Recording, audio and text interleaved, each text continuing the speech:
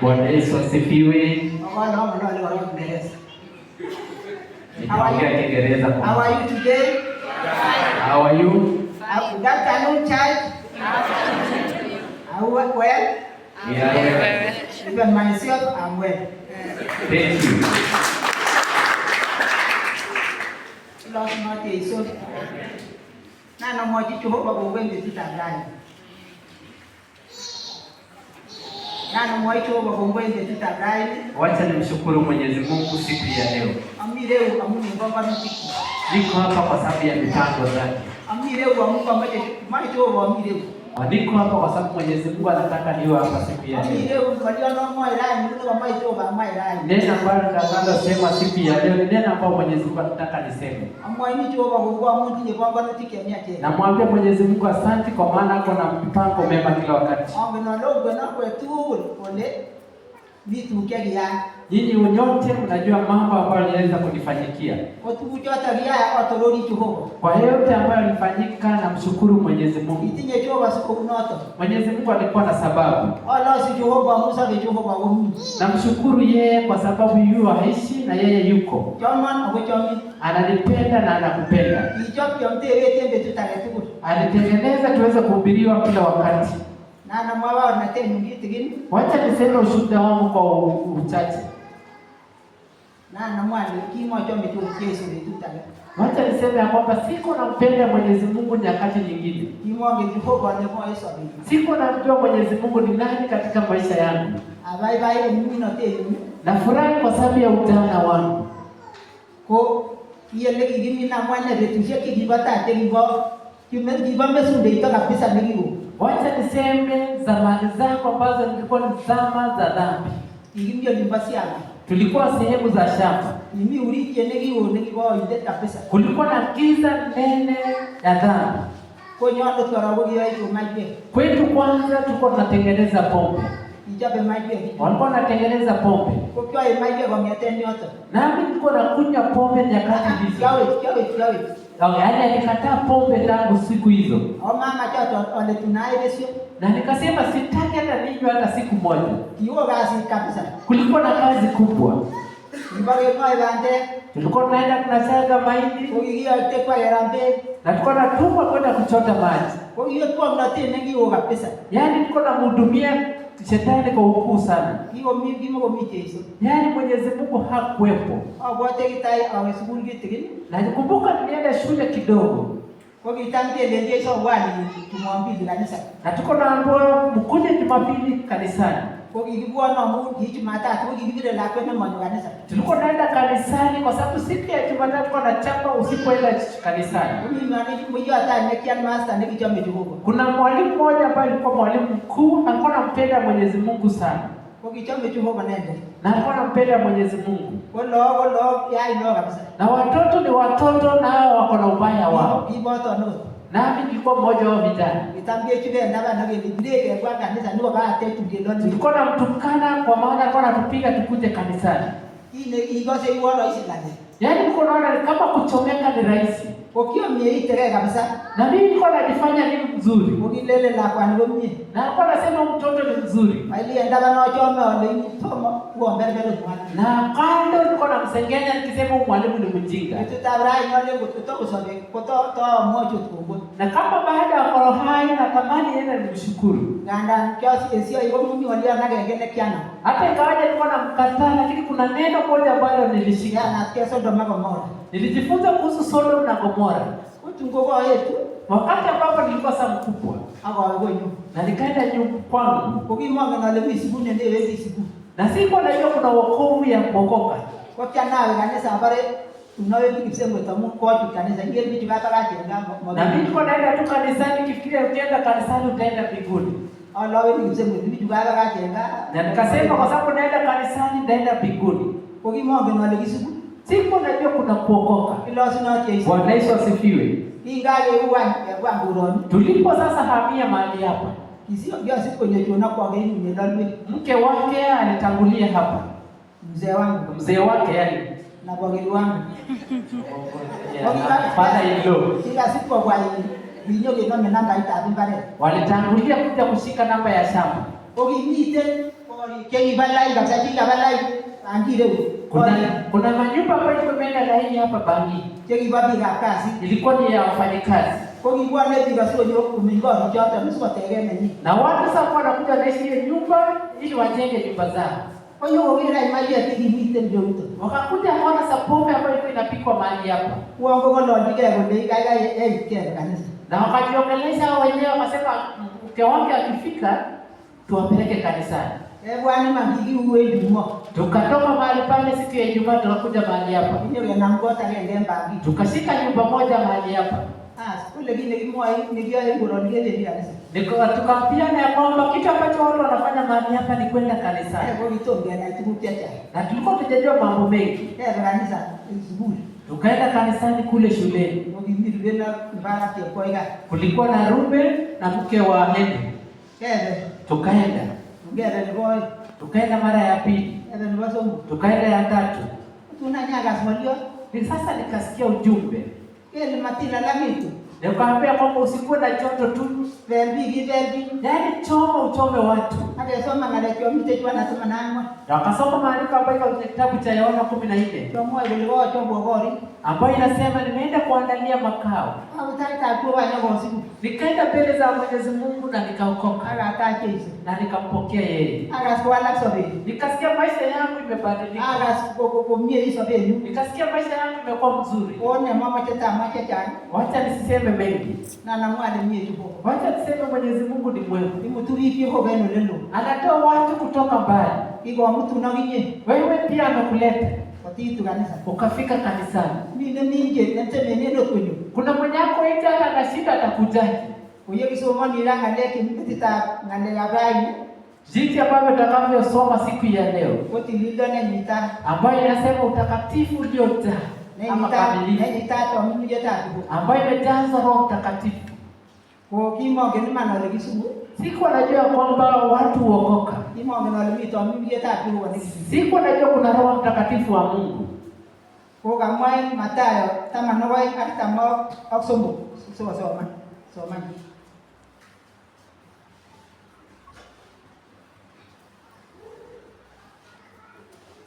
Nasoma nolonje kidogo hivi. Walogo imamunde jiji tomimiye ne mudwoni. Ko beno. Dinwe ki omyoti. Ko jenge ole mungene amanyo. Ko magole awe kige konyun ole kiamamune. Abiya ba nyone. Ko nyoru umamigi ak kobugo ako chobo kwanyuni kwa mtu mimi ndio anatisabe yeye ngusir inende ako chut olotone agele koyo ituchi atebeta kichoton kosir nekibota egu kou noton agine en Biblia. Kitabu ni cha Mathayo 12 kuanzia 43. Nasema hivi: pepo mchafu amtokapo mtu upitia mahali pasipo maji, akitafuta mahali pa kupumzika asipate. Alafu usema, nitarudi nyumbani kwangu nilikotoka. Hata akija aione tupu, imefagiwa na kupambwa. Maana huenda akachukua pamoja naye pepo wengine 7 walio waovu kuliko yeye mwenyewe, nao huingia na kukaa humo, na mtu yule hali yake ya mwisho huwa mbaya kuliko ya kwanza. Ndivyo itakavyokuwa kwa kizazi hiki kilicho kibaya.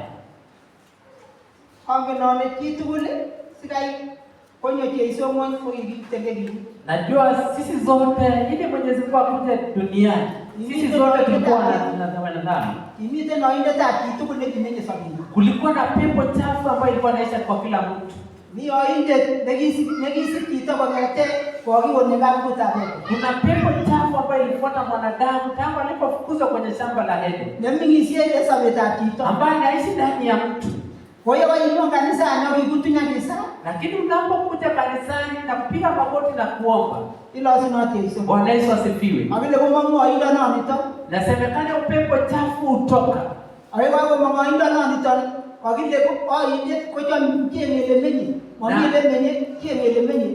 Na pepo chafu utafuta mahali pa kuishi.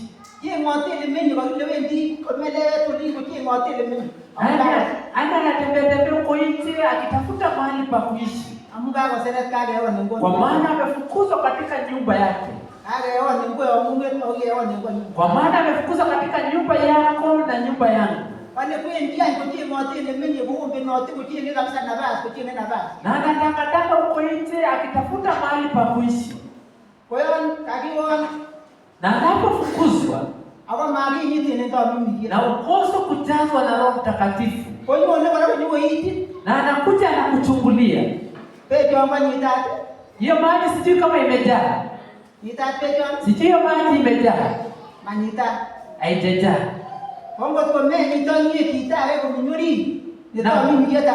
Na wewe ukikosa kujaza mtu mwingine ndani, anarudi tena, anakuja anachungulia. Kwa maana hana mahali pengine pa kuishi, kwa maana umemfukuza. Na maji ikiongezwa kidogo haitakuwa imejaa. Anakuja na anaangalia kutafuta. Lakini akiweza fika na apate maji imejaa, anatoroka. Unapojazwa na Roho Mtakatifu, kuna mambo ambayo yanabadilika katika maisha yako. Kuna mambo yanabadilika katika maisha yako. Na kama hujasikia maisha yako imebadilika, labda hujajazwa Roho Mtakatifu, labda bado ni nusu. Kuna maji mengine kutoka mbinguni. Kuna masikio mengine kutoka mbinguni. Ambayo inasema ya kwamba sio mimi tena naishi, bali ni Kristo. Anasema sio mimi tena. Yaani unapojazwa na Roho Mtakatifu, maisha yako hubadilika. Unapata macho mengine tofauti ya mbinguni. Unapata masikio mengine ambayo si ya dunia hii. Kwa maana kuna mtu mwingine ndani yako, mtu mzuri, na mtu ambaye unafanya naye ushirika kila wakati. Nafurahia huyu Yesu ambaye yuko ndani yangu. Wakati mwingine unaenda na unasumbuka, kuna rafiki wako ambaye yuko ndani ya moyo wako, ambaye unafanya naye ushirika. Sijui kama umeshaizi. Yaani unasikia wakati ambapo umesumbuka, unasikia na anakaa mpaka anakupatia jawabu. Anakupatia jawabu iliyo nzuri. Bwana Yesu asifiwe. Anapokaa ndani yako, hautalalamika. Hautalalamika. Wana wa Israeli wanalalamika. Kulalamika mbele zake Mwenyezi Mungu ni hatari. Hawakuweza kufika shamba ambalo walikuwa wameahidiwa. Walifanywa maajabu. Lakini waliweza kulalamika wakiwa njiani. Mwenyezi Mungu aliwapeleka kwa njia ya ajabu. Kitu mzuri unapoanza safari. Wana wa Israeli walipokuwa wakianza safari, na Farao aliposikia kwamba anataka kupeleka kwao, na akaanza kujihukumu ya kwamba ni nani atakayewatumikia. Ministers waliweza kuita kwa mawaziri wakubwa. Na wana wa Israeli walikuwa wanatengeneza matofali 30 kila siku. Labda wakasema labda watoto wamekuwa wengi, wanagawanyisha hiyo kazi inakuwa nyepesi. Wanasikia mambo ya Musa. Wakamwamuru waongezewe kazi. Na wanasanyiwa nyasi ya kuchomea matofali. Wakaamua msiwasanyie tena. Wacha kila mtu aweze kusanya yake. Na ile kiwango ambacho wanatengeneza haitapunguzwa. Akasema wakichoka watasikia mambo ya Musa.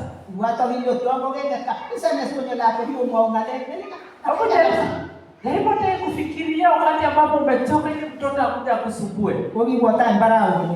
Basi kumoga zingine na Musa. Naye Farao anafikiria ili ya kwamba hawatasikia mambo ya Musa. Lakini kile mageta bibo. Lakini ilikuwa ni mapenzi yake Mwenyezi Mungu. Leli uni loga Israeli ngo kitapone ore leli leli. Lakini ile kini digango lota kibiye ukimeke loga Israeli. Kuna njia ambayo wana wa Israeli wangepitia, lakini kulikuwa na watu ambao walikuwa ni majitu upande hiyo. Kwa hata loga Israeli. Wana wa Israeli hawakuweza kufika. Kwa sababu ya kulalamika tu. Waliweza kulalamika tu. Wakati ambapo sasa umejazwa Roho Mtakatifu, hautakuwa na mambo ile makubwa ya kulalamika. Haitakuwepo tena. Kwa maana kuna Roho Mtakatifu ambaye uko ndani yako. Inasemekana sasa ule pepo chafu, ile chafu ambayo ilitoka kwa watu. Kwa maana sasa ametaabika huko nje, anakumbuka kuhusu nyumba yake ya kwanza. Anasema ya kwamba acha nirudi katika nyumba yangu ya kwanza. Kila siku huja na anachukulia.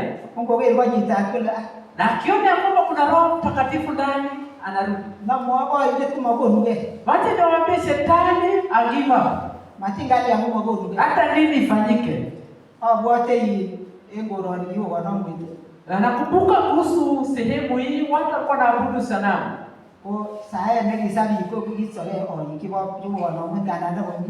Watu waliomba ambao hata ingawaje bado wako.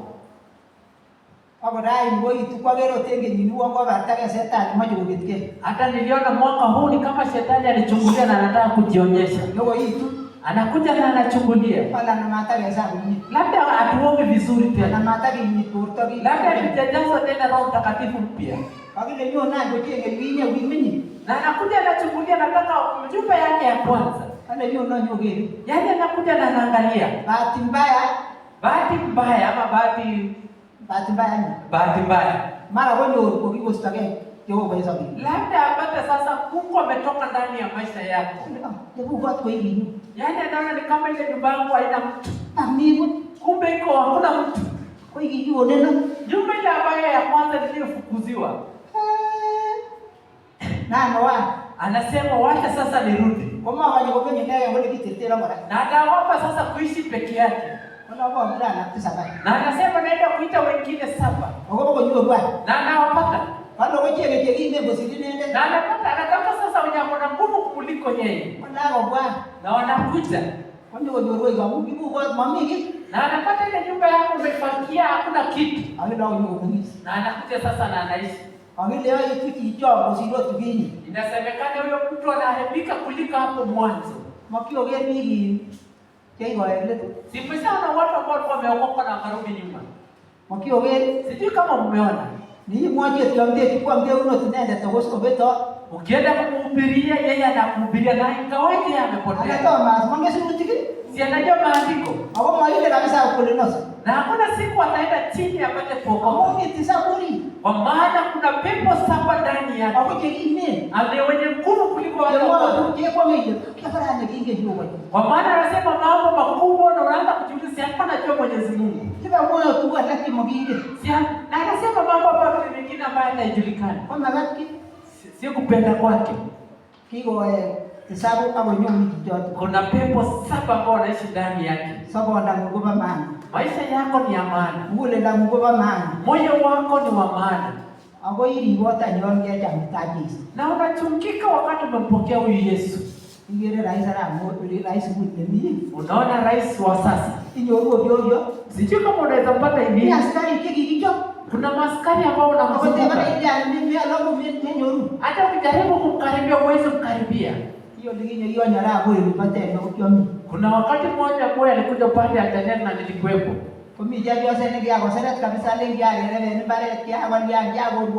Kuna mama ambaye alikuwa na shida sana, labda alikuwa amenyang'anya shamba na labda alikuwa amefanya makesi mengi.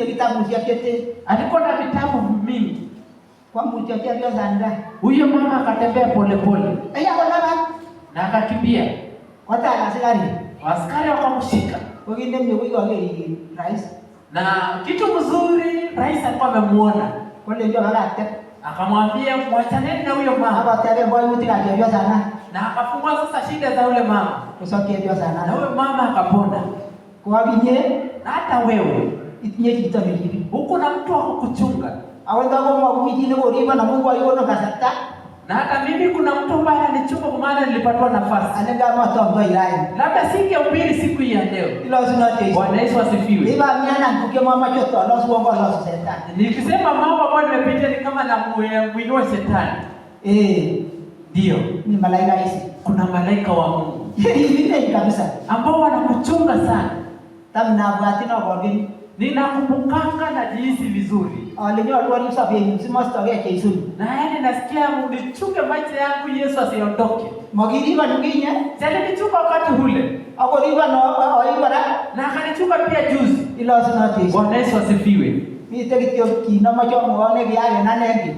Wacha niwaambie kitu ambacho kilifanyikia hapo zamani. Kenyiki omini. Wakati nilikuwa mdogo. Nyingine limbuji pachumbele libale Thompson. Tulikuwa mahali na wazungu mahali inaitwa Thompson. Nyangemo. Nikagonjeka usiku. Wakichumbele hivi. Na hiyo nchi wakati ilikuwa na wazungu. Ngi mtu wa hospitali nilikuwa Nyahururu. Nikapelekwa hospitali upande wa Nyahururu. Urgemo kama kaka ikibali Yesu.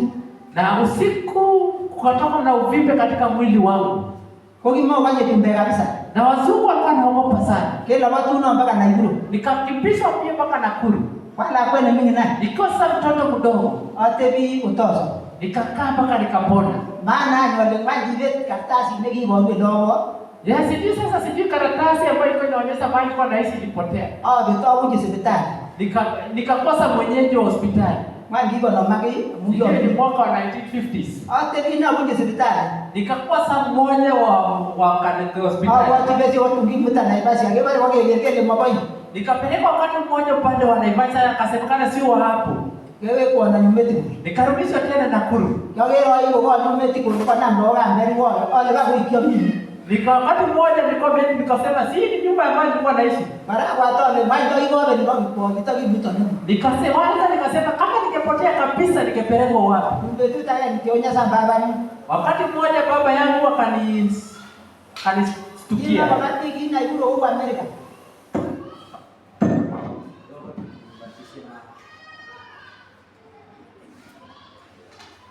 Hii na yuro huko Amerika. Nakuru sio ilikuwa kama Amerika. Ndio mata to kwa kibe. Mami ile Hakuwa na matatu, ungefanya chochote. Mami ile hakuna kitu ungefanya. Kile hiyo ndio na wakiongea na mnyama kwa kitu kile. Mama kama wale watoto ambao walishikwa na ugonjwa wote wamekufa. Wacha kiani. Na mama akafia kwamba nimekufa. Kwa kiasi tena ndio ugenizio. Na nikakaa mahali hapa Nakuru miaka miwili. Ugenizio gani? Miaka miwili. Na yule leo hapa tu hospitali Nakuru. Kama watu wale ndio wao ndio kwa mimi nitaki mtu nani. Na wazama nikasema kama ningepotea kabisa sijui ningepelekwa wapi. Watu na ngojo baba vyetu tutagenda. Siku moja baba wangu akakuja.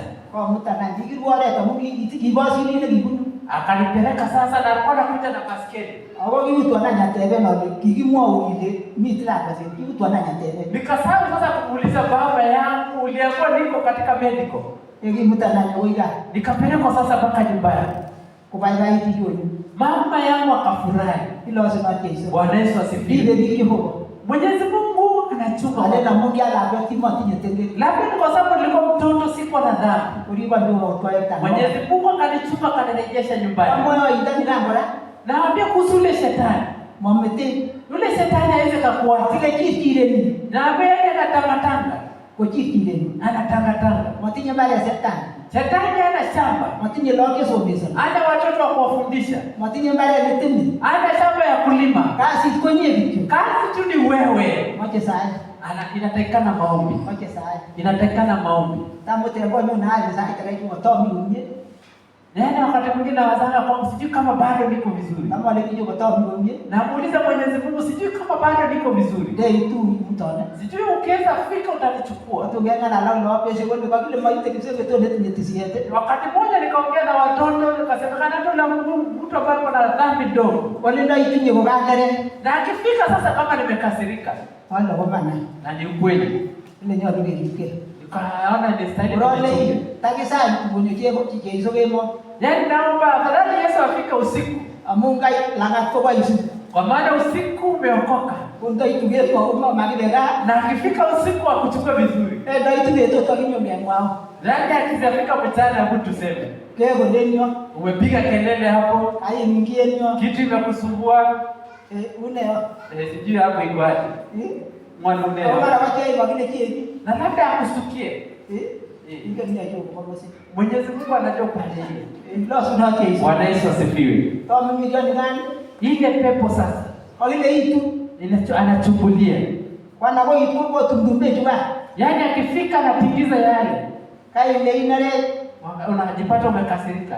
Anati vitu bosi lejea kitu amse.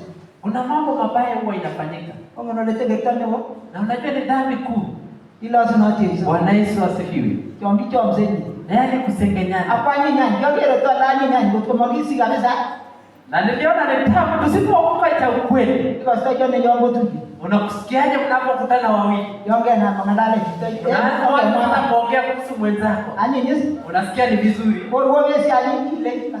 Hii gasa nje kae makosa. Na sasa mkisha waachana, Roho Mwenyezi Mungu anakukumbusha kwamba umefanya makosa. Kwamba waitwa ndio hizo umizi wana malone. Na sasa kama Mwenyezi Mungu angefika mkiongea kuhusu mwingine. Ndio malone.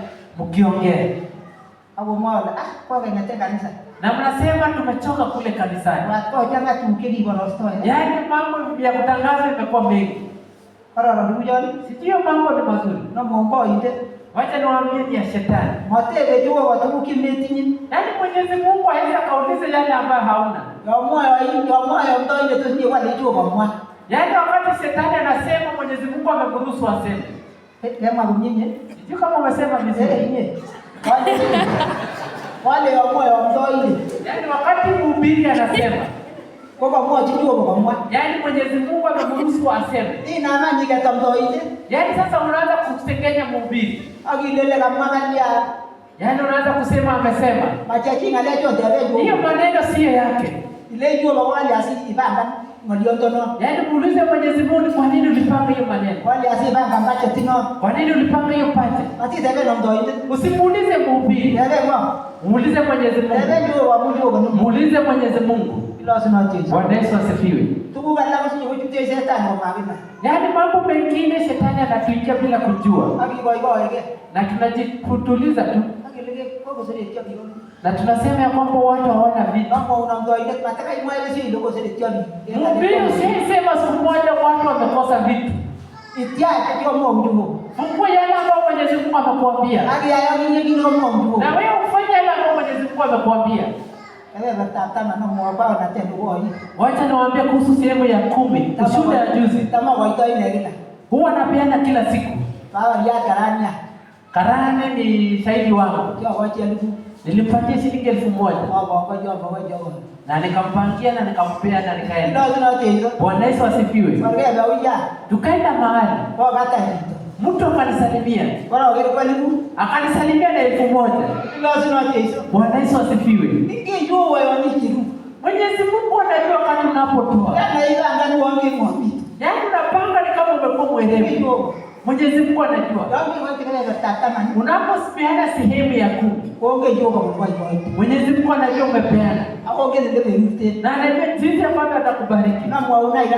Wacha nikwambie siku ya leo. Gotomi ni mwale hiyo mbele tatamani. Kama hujaweza kutoa fungu la 10, Sasa kwa utoriki.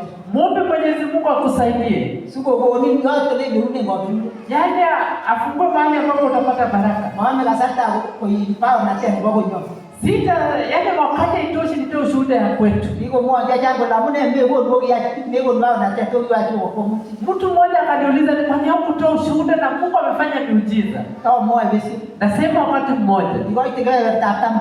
Peana sehemu ya 10. Ako ndege tu hata ukibaki bure. Sana wewe tatama. Ili niweze kujua sehemu ya 10. Tuagie Bible college hivi. Tulikuwa tumeenda Bible college mkutano. Kumi boyo tayari kwa libadol mtio yao hiyo tu. Kuna mzee ambaye anatoka upande wa Molo. Kwanza Bible college. Akahubiri katika Bible college. Kule kwa somo ni Bible college. Akasema nilikuwa nasoma katika Bible college. Ilikuwa ni fees. Tulikuwa nalipa school fees. Kwa lege bona rabi nikira ambo fees. Nikapewa fees, pesa ambayo inatoshana na fees. Kwa la mama yote kile Na tata. mimi niko nataka kutoa sehemu ya 10. Ule wajua wewe ikiru Asinyitene. Rafiki yangu akaniambia utoe ujaze na nini? Wala kinu. Mimi nikatoa. Ila sema Yesu. Bwana Yesu asifiwe. Wala waronge kwa sisi kwa sisi kama ngozi ibada tijana. Na ilikuwa tu shilingi 2 kwa mingi. Wala waronge kwa sisi kama. Wakati sasa ile siku ya pili nikaletewa shilingi ile. Nige juu. Mwenyezi Mungu anajua. Hata ile wange ngombe tuishi huko. Usijifunza ni kama baba mwerevu kuliko Mwenyezi Mungu. Nige na sababu kujua ni jerugo ngombe kulike jerumani. Anaambia jerumani. Yaani Mwenyezi Mungu anajua kama umetoka kwa njia ukweli ama utatoka kwa ukweli. Kwa vile unajijua wala akasumu. Mimi akasema akamaliza shule. Wala anaongeza kwa sida. Nikaenda upande wa Longisa nikaajiriwa kazi. Wala nje tu tijua kwa itaelewa tamani. Kwa yale kidogo ambayo nilikuwa napeana sehemu ya 10. Wala ale kasi tamano. Nikaanza kununua shamba hekari 15. Wala watu gondo daktari. Na nikaanza kuwa mke ambaye alikuwa daktari. Yeye kiberura na karatanya kana. Huyo mzee alinibariki na nikajua kutoa sehemu ya 10. Kitambo tetera. Yaani ilikuwa inanishinda. Kianali mara yangu hapo mahitaji. Yaani nilikuwa nasema labda imetoshana tu na mahitaji. Ara wa nini? Nasema hiyo mwezi mwingine ndalipa. Ara wa nini nalipa? Hiyo mwezi mwingine ndalipa. Kia hoite. Yaani nilisongesha nikasongesha. Utatu unao siku ndio yona hata vikia wale hiyo kwa pamoja. Nilisongesha nikasongesha. Sasa niko kwa mkutano nikaokoka. Ilo azimati. Bwana Yesu asifiwe. Kwa na mkoba. Ile kona majobo tetiri. Nego tetera kwa tata manmo. Na sasa Mwenyezi Mungu akaanza ushindi ndani yangu. Sikuishika tena kutoa fungu la 10. Ondeko na milioni kibu au milioni watu kwa. Hata ukinipatia shilingi milioni 1, nitatoa sehemu ya 10. Mama sasa kwa Sitasikia uchungu. Ni namba kitio kwa ni mama kwa kama kwa watu. Yaani hata ukitoa hiyo 10 utafanya ya Mungu. Kai tete shetani na watu ndio watu usi. Yaani unaanza kushinda wewe shetani wa wizi. Usi Wa wizi. Lazima ati. Bwana Yesu asifiwe. Hakika ngonyo hiyo ndio ndio mwenye kitu. Wala inasemekana sana pepo chafu akikuja anaishi ndani ya mtu. Lazima ati. Bwana Yesu asifiwe. Toski isi walitaji hizo. Sijui kama umeokoka na kumpokea huyu Yesu. Spirita ito Mungu ya tabibu. Sijui kama umpokea Roho Mtakatifu wa Mungu. Ongesoma neno isiunike tamana sogo age ndio witesa. Tusoma kwenye kitabu cha Matendo ya Mitume.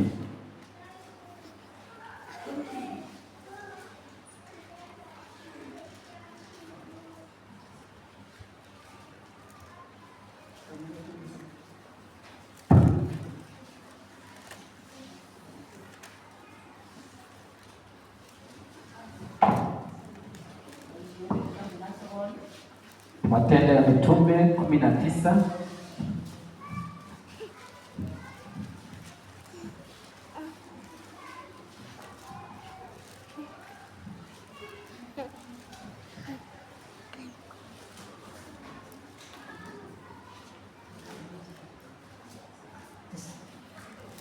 Matendo ya Mitume 19 kuanzia 1 mpaka 7.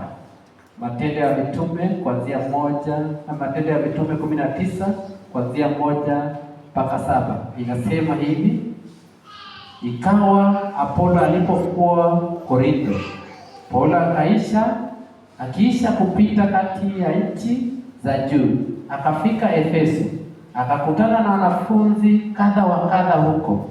Akawauliza, je, mlipokea Roho Mtakatifu mlipoamini? Wakamjibu, la, hata kusikia kwamba kuna Roho Mtakatifu hatukusikia. Akawauliza, basi mlibatizwa kwa ubatizo gani? Wakasema, kwa ubatizo wa Yohana. Paulo akasema, Yohana alibatiza kwa ubatizo wa toba, akiwaambia watu wamwamini yeye aliyekuja nyuma yake, yaani Yesu. Waliposikia haya, wakabatizwa kwa jina la Bwana Yesu. Na Paulo alipokwisha kuweka mikono yake juu yao, Roho Mtakatifu akaja juu yao, wakaanza kunena kwa lugha na kutabiri, na jumla yao walipata wanaume 12. Angesoma na kisikiskale. Yangi kitabu mi Apolo Korinto ukabun Paulo kwen oite Efeso. Ako nyora la malie, ako lejije. Tos kiyotai to mimi ngene tiki. Yangi ngoyan. Ko leja kicha. To mot keras. Gomi to mimi yete. Ne kacha pichu asa. Kipendote Paulo kunyor bichu. Paulo alipokuwa akitembea akakutana na watu hawa. Akawauliza. Kwa lakini bichu kiachambele kiwaluto. Na watu hao wakajibu na nikafurahi jinsi ambavyo walijibu. Wala achicha. Akasema bado. Ale to kayo kegas. Akasema hata tujawahi sikia. Bomite ndo muyelete. Kama kuna Roho Mtakatifu. Yeso mogole agile kibatizo ndio ne anyu. Kwa mstari wa 5 akauliza, basi mlibatizwa kwa ubatizo gani? Wale kibatizo ni kabatiza na tatuani. Wakasema kwa ubatizo wa Yohana. Wale ndi Paulo. Paulo akasema, kibatiza Yohana kabatiza na tasu. Kibatiza na Yohana kabatiza na tasu.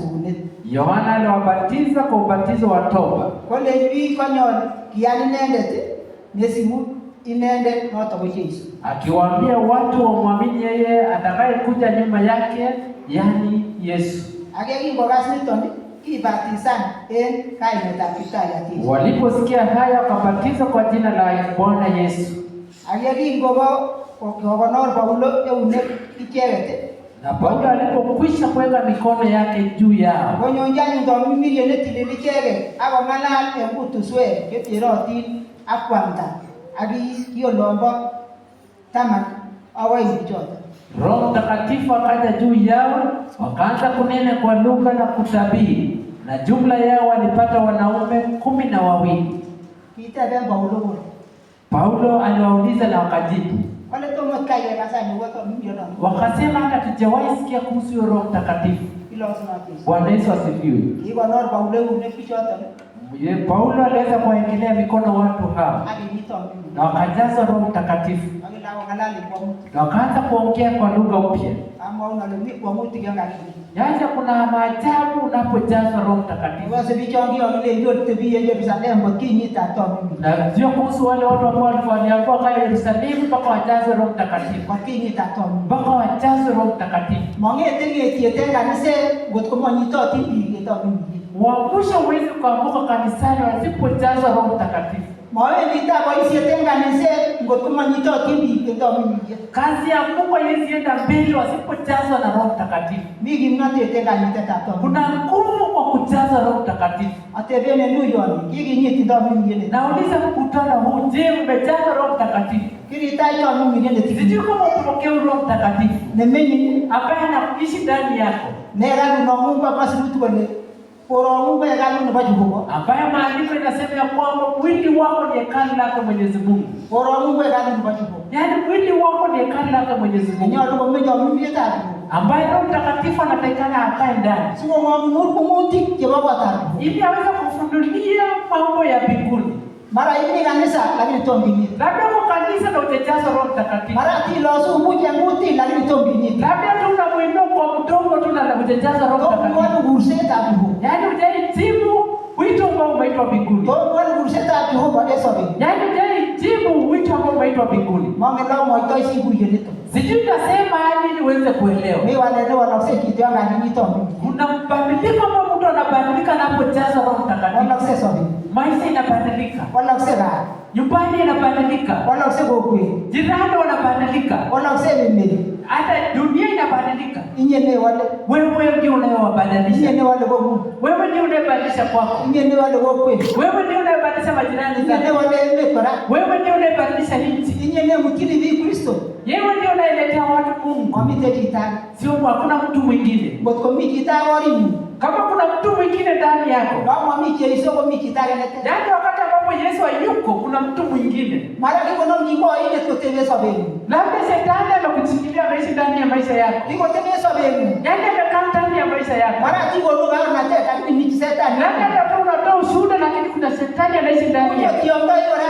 Labda hata unahubiri. Kama si mtu kimwaye kichezani naye ilo aswa mkundi chuo nguti. Na Yesu mwenyewe akasema hao watu wananipa sifa tu kwa midomo. Wala mbulele. Na mioyo yao ziko mbali na mimi. Maui hilo sio ngumu kumtukuza. Maui mmoja wa watu mwa. Yaani sio ngumu kusema kumwambia Mwenyezi Mungu mambo yako. Lakini unesabe Mungu. Lakini maisha yako baada ya iko aje? Kama wazo pike wale shetani ashindwe. Nasikia watu wakisema shetani ashindwe. Watu shetani ngikita na mimi. Usifikirie shetani ni mtu mdogo. Mimi ngipo. Usifikirie ni mdogo.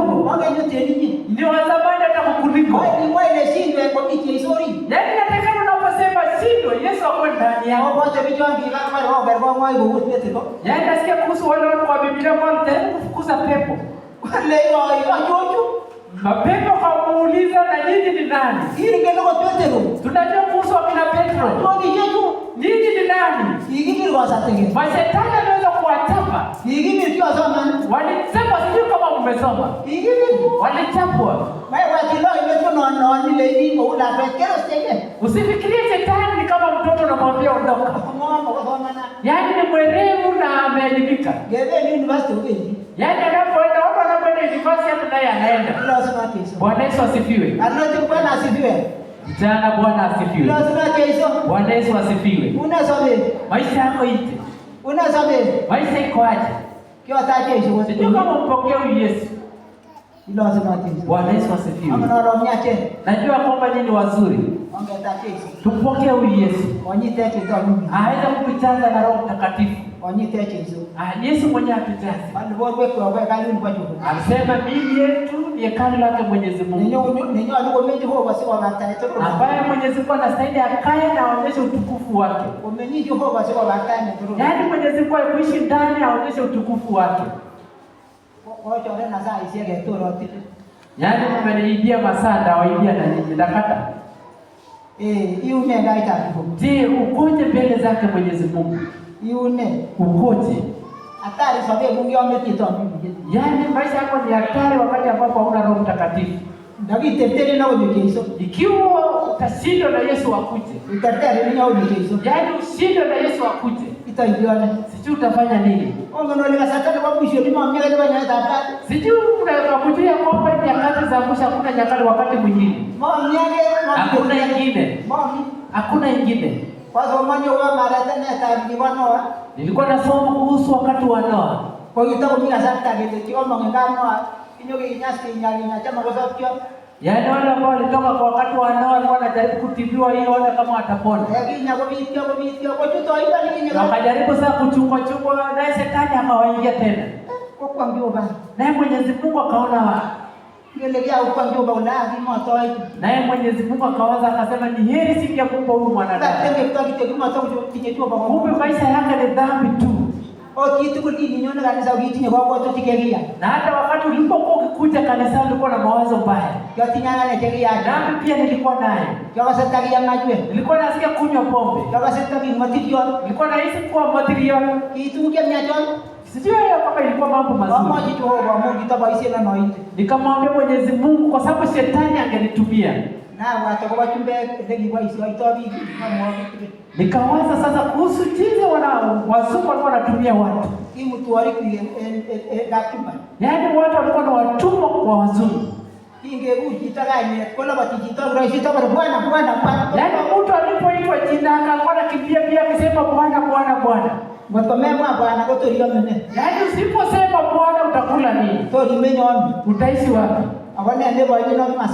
Na ndiye ndiye anayekulisha na maziwa ambayo na anakupea unga. Na shetani yuko hivyo. Anakutumia.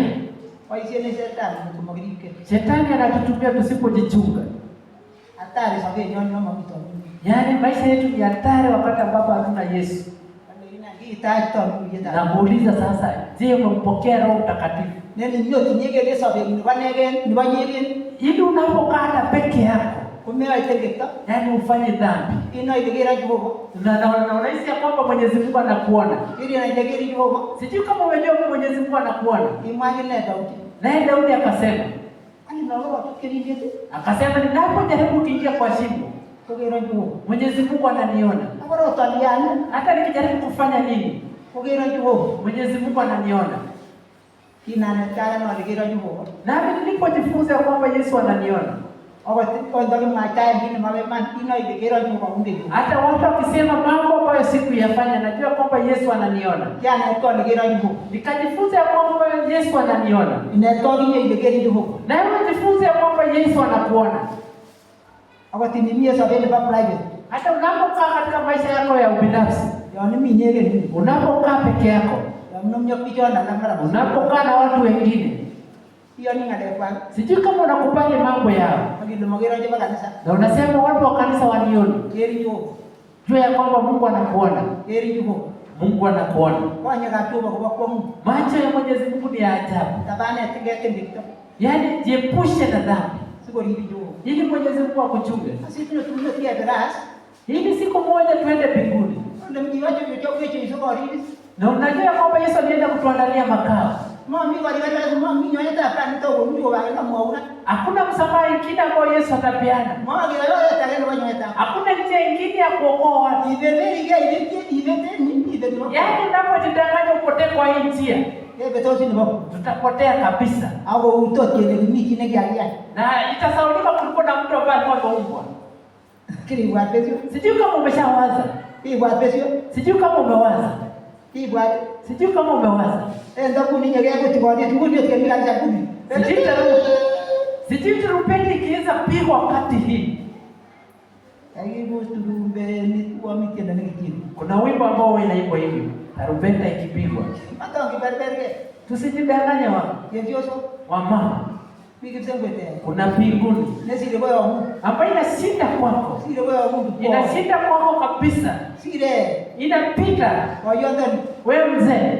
Mikisembete. Kuna mbinguni. Yogi leo bado yote. Nani vijana? Anga tilikita gani? Tuamue kitu moja.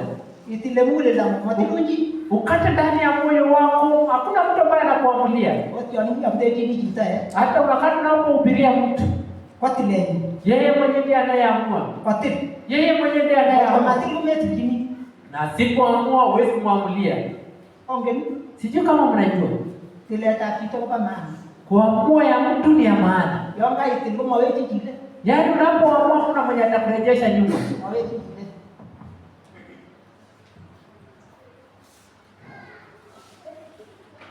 Itu majelewa misi. Hajachelewa, baada yako na madakika.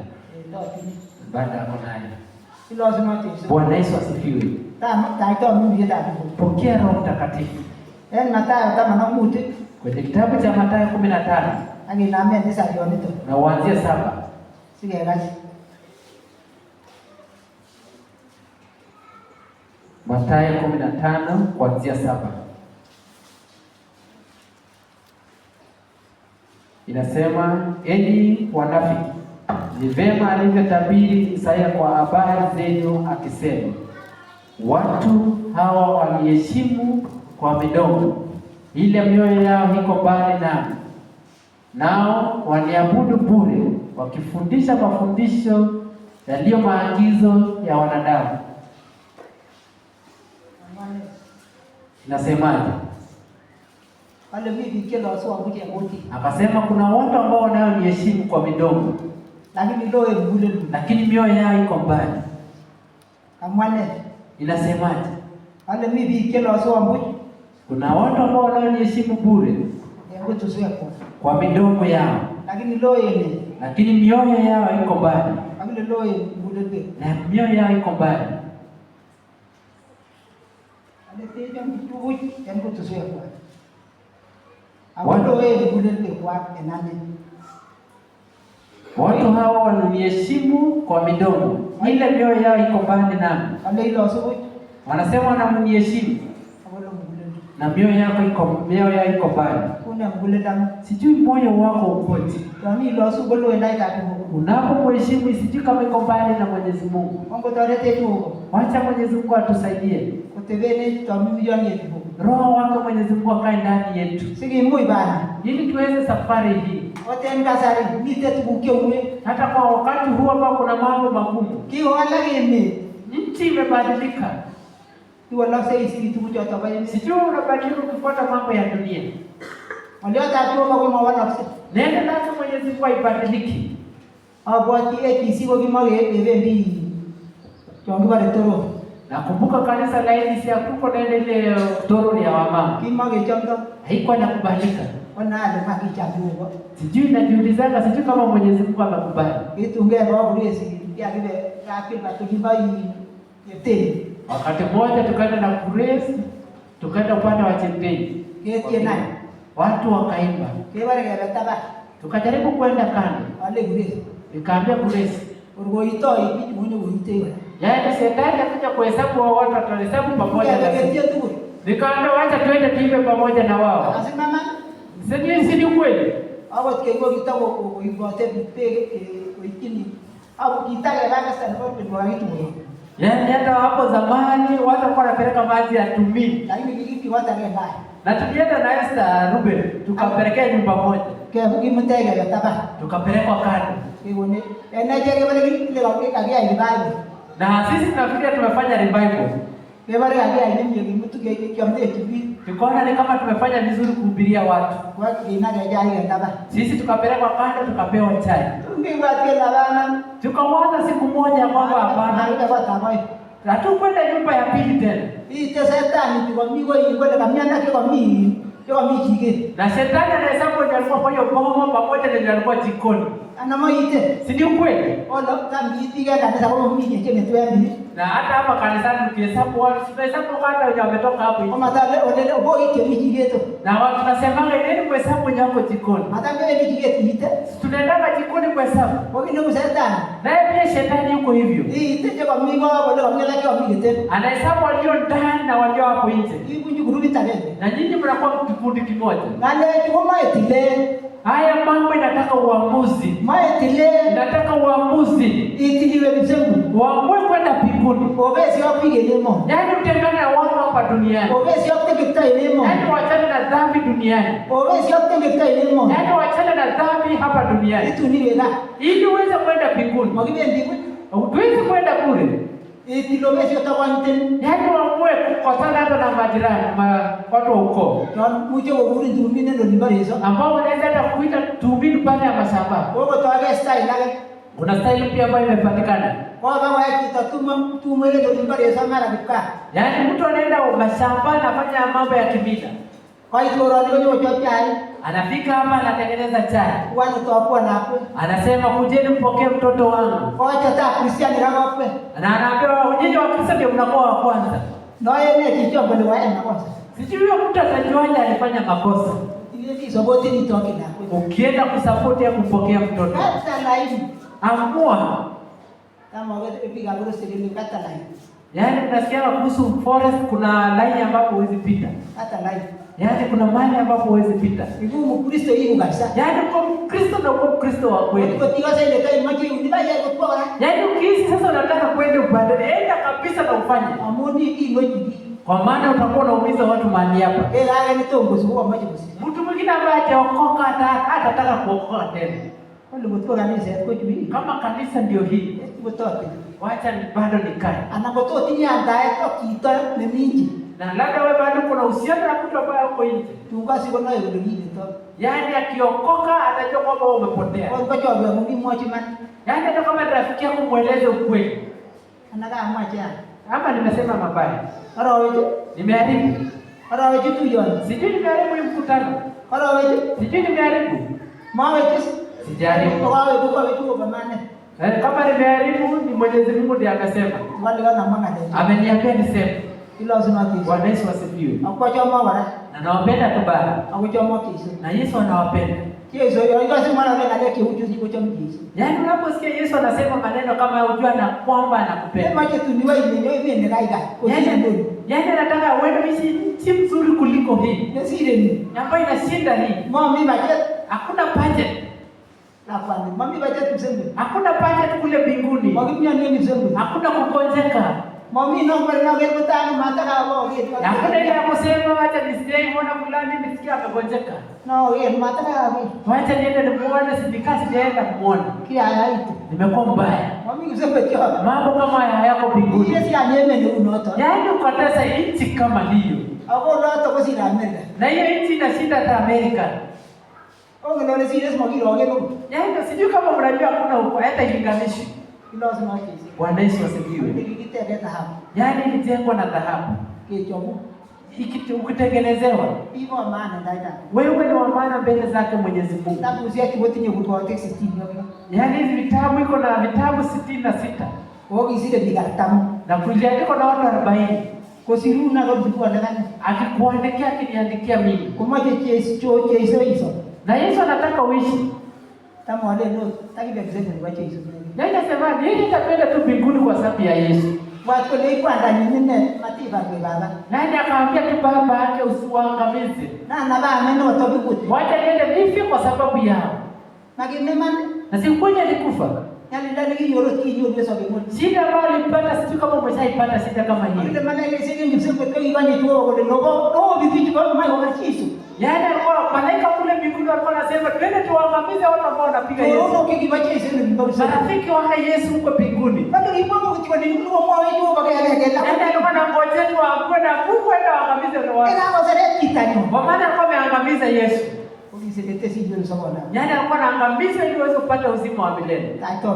Pokea Roho Mtakatifu. Jikaza kwa hii njia. Kinyo rie kwa vitu ngata mngeta. Yaani tunapopiga magoti tunapokea Roho Mtakatifu. Wewe sio kwa Instagram. Mimi kanisa wase kilitono ni Mungu anota. Kuna siku hizi drama ambayo imepatikana watu hatawaji mbele. Kitu nyige vitu bigezi. Yaani piga magoti mbele zake mwenyewe. Sio mtukukie moja. Ili uweze kupata mambo ambayo unahitaji. Mwagita ndise. Yaani usikae tu starehe hivi. Ila sana kesi. Bwana Yesu asifiwe. Kwa hiyo anamuanza kwa kazi kigo ni tanyo ndaita tu. Imuje ni ninapoendelea kusema mtu akihisi kuja mbele akuje mbele. Agile chezo kwa nyinyi tanyo. Na waambie Mwenyezi Mungu akujaze Roho Mtakatifu. Siko gone ndugu kia mesi wanzo hivi. Ili akupatie mambo mapya abadilishe maisha yako. Aba wala tuwe wa munye. Na vitu vibadilike kwako. Aba wala kwa watu tikio. Na mawazo yako yapate kubadilika. Aba mingi sikia hizo nyinyi. Na Yesu apate kuishi ndani yako. Bye bye tu. Uweze kufurahi. Kwa tumbe tutaendelea baba. Ili siku moja tuende mbinguni. Ndege kwa uchafu Yesu. Ambao Yesu alienda kutuandalia. Bye bye tu wenye nyogo. Na tufurahi milele na milele. Onge timani 87. Tuweze kusimama na tuipe 187.